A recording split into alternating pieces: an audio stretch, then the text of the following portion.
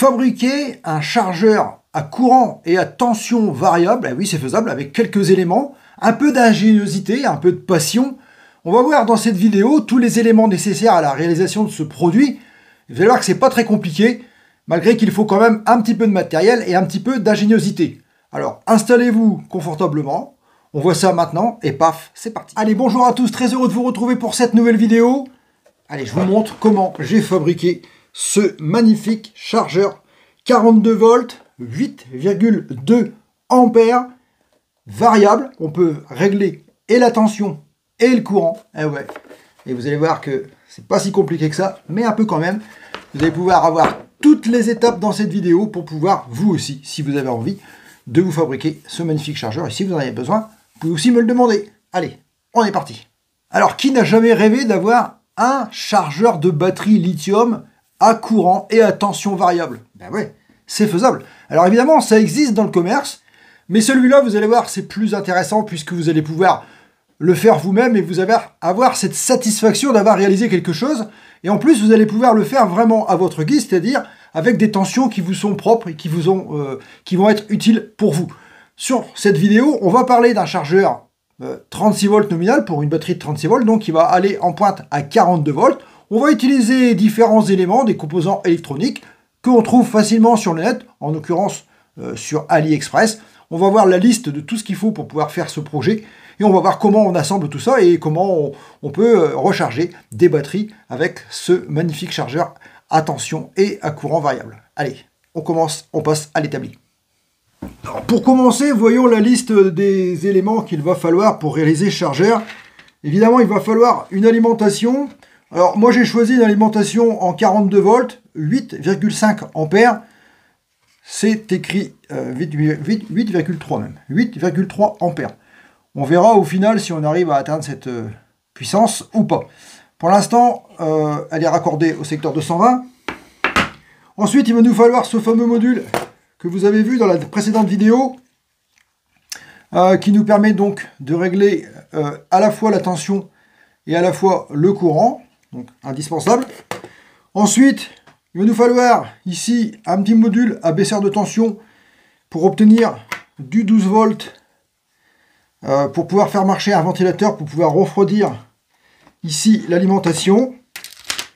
Il nous faudra également un connecteur secteur 220 pour le chargeur, pour que ça fasse quelque chose de propre, comme ça on a un cordon détachable. Une connexion pour la sortie du chargeur, puisque je ne veux pas qu'il y ait de fil qui se balade en sortant du chargeur. On aura donc une fiche, une connectique et ici un câble avec, à l'autre bout du câble, on mettra, eh bien, on pourra changer éventuellement et mettre la sortie qu'on a besoin pour aller directement vers notre batterie. Un interrupteur pour la mise en marche, un peu de câble, et puis ici, quelques composants que j'ai déjà réalisés à l'imprimante 3D qu'on va pouvoir maintenant assembler. La boîte, elle a été réalisée donc à l'impression 3D. Il reste encore un petit peu de décortiquage à faire et puis on va pouvoir commencer à faire l'assemblage. J'en profite pendant l'accéléré de vous mettre en garde sur l'utilisation de ce chargeur à tension et à courant variable. Il faut quand même être très prudent de bien l'utiliser à bon escient, c'est-à-dire de ne pas envoyer un gros courant dans une batterie qui ne le supporte pas. Faites très attention à ça, toutes les batteries ne supportent pas des charges puissantes.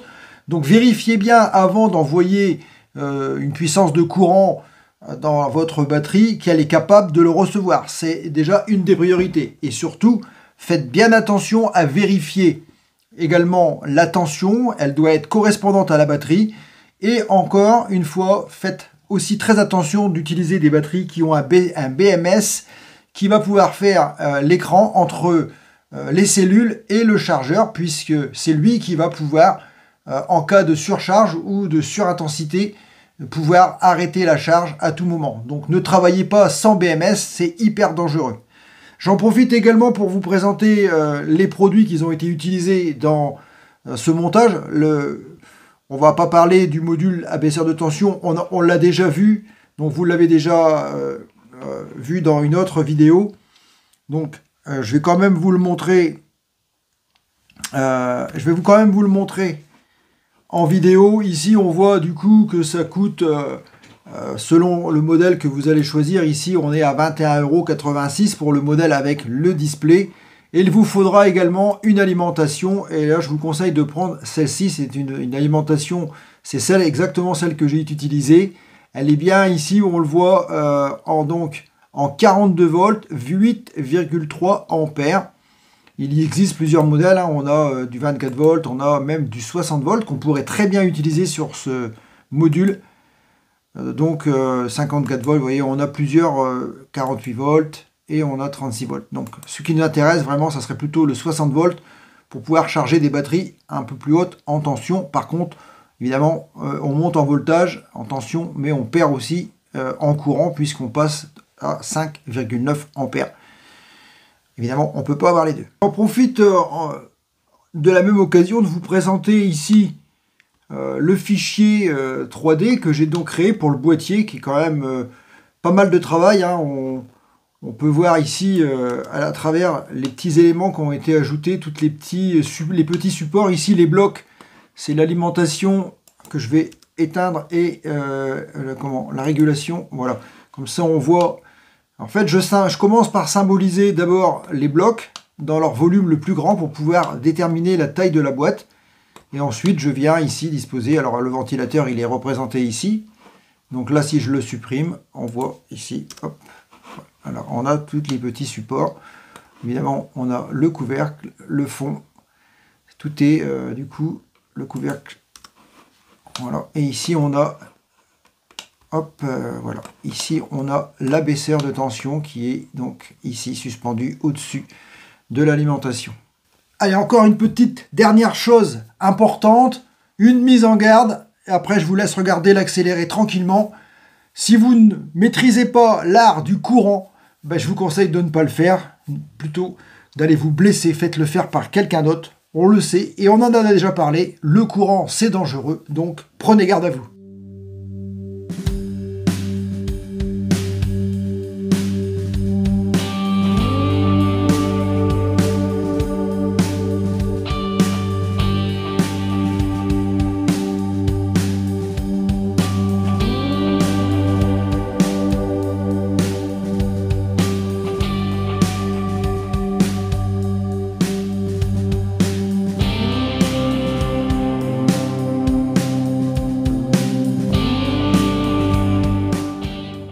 Alors voilà, j'ai tout câblé, c'est pas mal de boulot quand même, hein, mais bon, tout s'est bien passé puisque les plans d'impression 3D ont bien été respectés, tout est en place.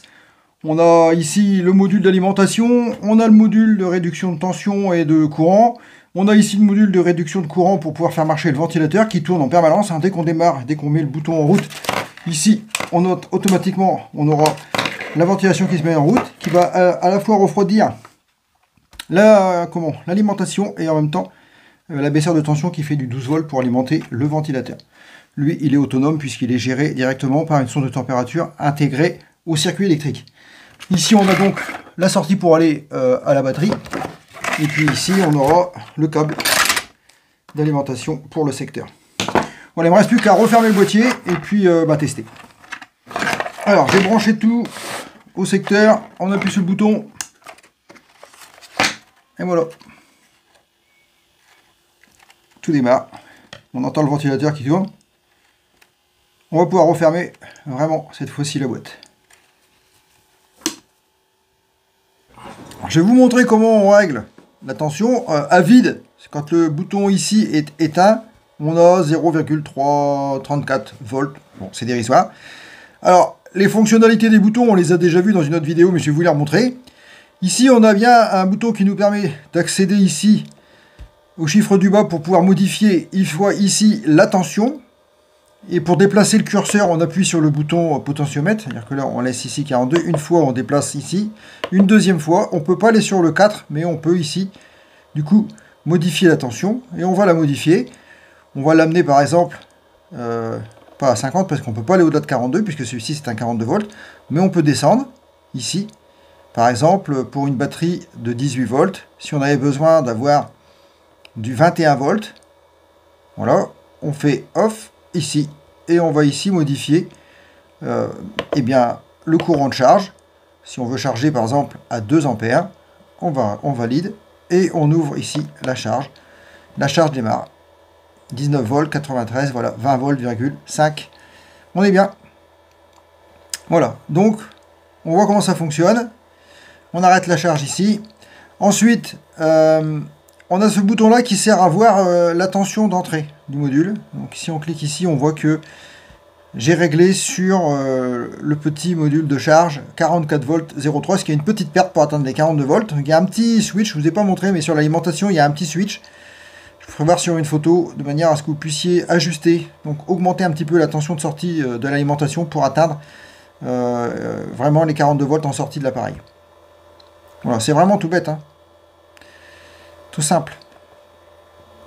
Alors évidemment, dès qu'il y a une consommation, ici, on va avoir la consommation en ampères-heure. La consommation, c'est qu'en ampères-heure. Je crois qu'on ne peut pas l'avoir en watts-heure. Si, on peut l'avoir en watts et en ampères, mais il faut qu'il y ait une consommation pour pouvoir l'activer. Voilà, vous avez vu comment ça fonctionne. Pour arrêter le système, tout simplement, on appuie sur le bouton et tout s'arrête. Il faut un petit laps de temps, que le condensateur se vide et tout s'arrête. On va recharger une batterie pour voir, du coup on va tester. Hein. J'ai préparé un cordon pour mettre ici, puisque la sortie est ici. Donc on branche le cordon vers la sortie, on va mettre une fiche pour aller vers la batterie. Voilà. Et on va du coup brancher ici.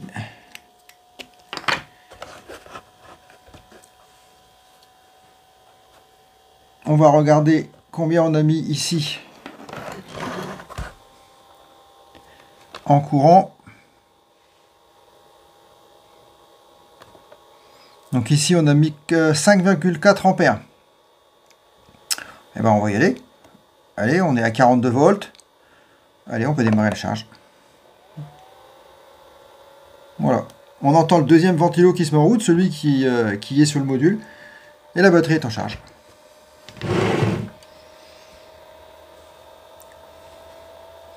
Alors, on peut augmenter évidemment le courant de sortie. Donc, on vient ici une fois, deux fois. On clique sur le bouton ici pour déplacer le curseur. On est à 5, 6. Et ça coupe, ça va couper parce que la batterie, voilà, ça coupe automatiquement parce que le BMS est réglé à 6 ampères. C'est un BMS programmable, donc 6 ampères, ça coupe. Il faudra essayer sur une batterie plus puissante pour aller jusqu'à 8 ampères parce que ce n'est pas le cas sur celle-ci. Malheureusement, je ne pourrais pas le faire parce que cette batterie, c'est une batterie qui peut supporter que 4 ampères. Déjà, lui mettre 6 ampères, c'est déjà beaucoup. Donc, je vais redescendre ici à 5 ampères,4 et je vais relancer la charge. Voilà, et là ça repart puisque du coup on est en dessous des 6 qui sont dans le BMS. La batterie est à 39 volts,04 et ça charge tranquillement à 5,5 ampères. Si maintenant je veux faire une charge lente et que je veux du coup descendre ici 4, 3, 2, 1. Voilà. Si je clique ici, ici, hop, et je mets, hop, 1 ampère. Donc là, je charge à 1 ampère, tranquillement, charge lente. Je peux faire ce que je veux en fait, jusque 8 ampères et demi, à condition évidemment que la batterie soit capable de supporter 8 ampères et demi. Mais alors vous avez vu, c'est une opération assez compliquée quand même, c'est quand même pas mal de travail, surtout au niveau de l'impression 3D, au niveau du boîtier. Donc là, on a un produit qui est fini, hein, qui est propre. Voilà, derrière j'ai même mis des petits patins pour pouvoir le poser, pour qu'il soit bien à plat. Un bouchon ici pour fermer la sortie. On entend bien les ventilateurs qui tournent à l'intérieur. Voilà, un chargeur. Donc 42 volts. Alors évidemment, on pourrait très bien le décliner dans une autre tension. Par exemple, si on met une alimentation plus forte, il y a des alimentations qui vont jusqu'à 70 volts. On pourrait charger des batteries jusqu'à 54 volts, 58 en pleine charge, sans aucun problème. On pourrait même aller jusque des batteries à 60. De toute façon, on pourrait aller jusqu'à 60 volts puisqu'il ne peut pas délivrer plus de 60 volts. Donc déjà, ça serait déjà pas mal. En tout cas, le produit, je suis content de lui, il est propre. Voilà. Alors, si vous aussi, vous voulez fabriquer votre propre chargeur, bah, vous savez que maintenant, eh bien, c'est faisable. Après, il faut un petit peu de matériel. J'avoue que l'impression 3D, c'est indispensable.